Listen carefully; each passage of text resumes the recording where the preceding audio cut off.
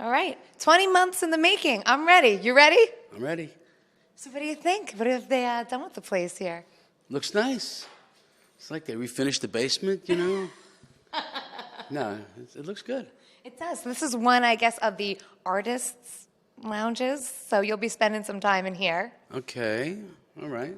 It's like nicer than some apartments on Long Island. It's a lot nicer than the old dressing rooms, that's for sure. It sure is. Have you had a chance to look around at all yet? No, I just got here. Oh, okay. So you're in for a treat. So tonight's the big banner raising ceremony, and then Wednesday night's the big night. You're starting the show. No pressure, but this is a new era in entertainment here on Long Island.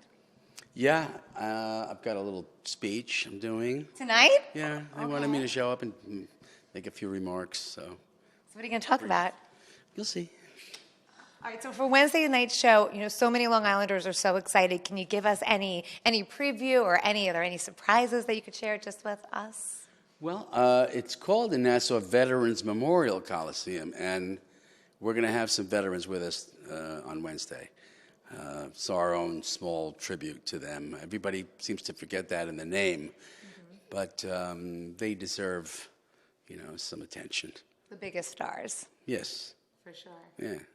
All right. So I heard that you told our friends at Newsday that there were plans of perhaps slowing down, but I have not seen any signs of it. You've had, show after show at Madison Square Garden. So is there any truth to that? Yeah. I'm getting a little long in the tooth, Been around.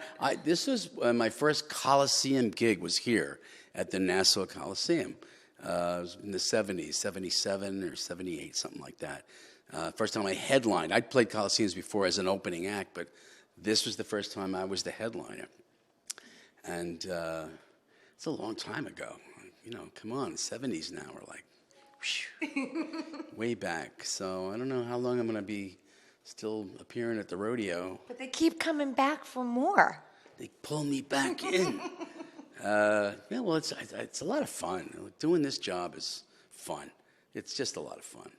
And never stop being fun. So hopefully it'll continue for a while. Did you ever think back when you opened your first show here at this place in 1970-something, that in 2017 you'd be back here still performing on stage? No, not at all. When I was a little kid, I think where the Coliseum is now was like a polo field.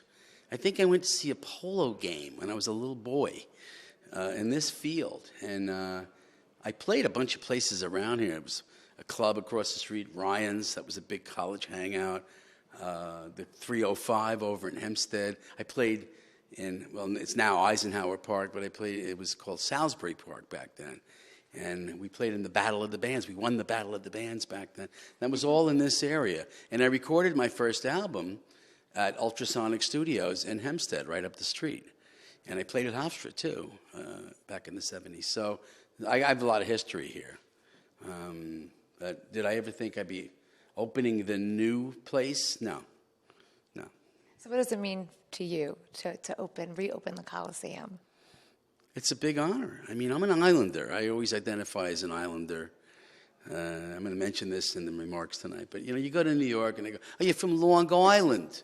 I said, well, yeah, actually New York is an archipelago of islands. Yeah, you tell them. Yeah, it's Manhattan Island, Staten Island, Long Island, Coney Island, Randall's Island, Bedloe's Island, Ellis Island. So when people go, you're from the island, I say, yeah, well, you're from an island too, except ours is a lot bigger. And a lot better.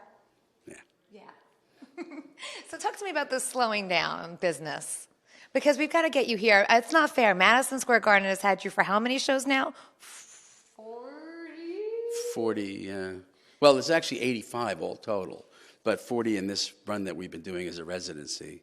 So we've got to catch up here on Well, it. I don't know if people understand. When you sign a residency deal with a venue, they have an exclusivity clause, which doesn't allow you to play in places in the geographic area within a certain distance. So we haven't been able to play Jersey, haven't been able to play in Connecticut. Poor Jersey. Poor Connecticut. What about us?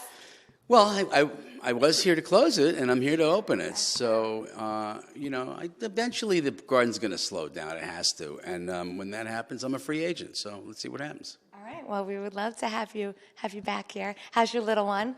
She's great. She is a hoot. I think this one's going to be a comedian. Yeah, she just likes to make you laugh. Oh, that's awesome. Is she doing anything now, like talking, saying any words yet? Hi, Dad. Hi, Dad. First word, Dad. Isn't it always?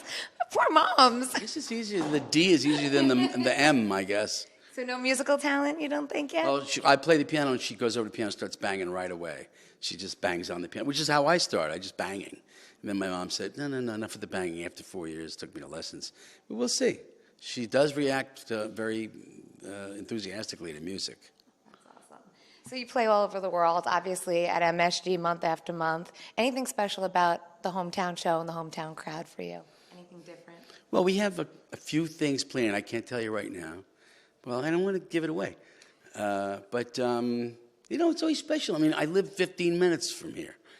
And I told Elton that. We played here in '01 with Elton.